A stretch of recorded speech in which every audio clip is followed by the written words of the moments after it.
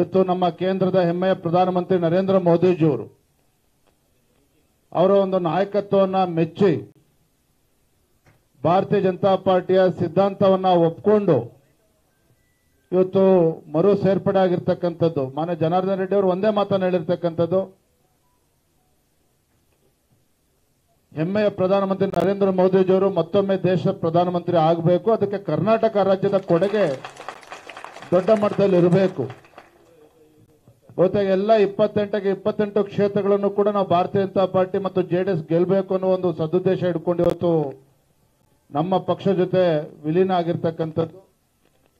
ಹಾಗಾಗಿ ನನಗಂತೂ ವಿಶ್ವಾಸ ಇದೆ, ಕರ್ನಾಟಕ ರಾಜ್ಯದಲ್ಲಿ ದಿನೇ ದಿನೇ ವಾತಾವರಣ ಇವತ್ತು ಭಾರತೀಯ ಜನತಾ ಪಾರ್ಟಿಯ ಪರವಾಗಿ, ನರೇಂದ್ರ ಮೋದಿಜಿಯವರ ಪರವಾಗಿ ಇವತ್ತು ವಾತಾವರಣ ನಿರ್ಮಾಣ ಆಗಿದೆ.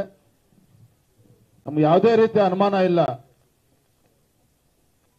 ಮುಂದಿನ ಲೋಕಸಭಾ ಚುನಾವಣೆ ದೇಶದ ಭವಿಷ್ಯವನ್ನು ರೂಪಿಸ್ತಕ್ಕಂಥ ಚುನಾವಣೆ,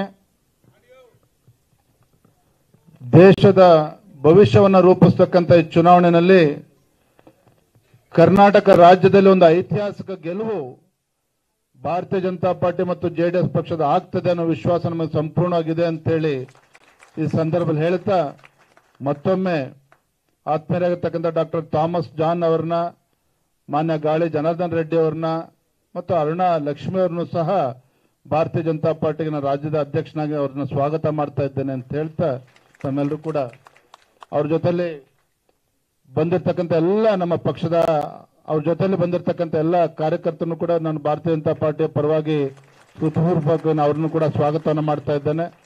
ಎಲ್ಲರೂ ಕೂಡ ಗೌರವವನ್ನು ಕೊಟ್ಟು ಪಕ್ಷದ ಹಿತದೃಷ್ಟಿಯಿಂದ ಮತ್ತು ಪಕ್ಷದ ಏಳಿಗೆಗೋಸ್ಕರ ಎಲ್ಲರನ್ನು ಕೂಡ ನಾವು ತೊಡಗಿಸ್ಕೊಳ್ತೇವೆ ಅಂತ ಹೇಳ್ತಾ ತಮ್ಮೆಲ್ಲರೂ ಕೂಡ ವಂದಿಸಿ ನನ್ನ ಮಾತನ್ನು ಮುಗಿಸ್ತಾ ಇದ್ದೇನೆ.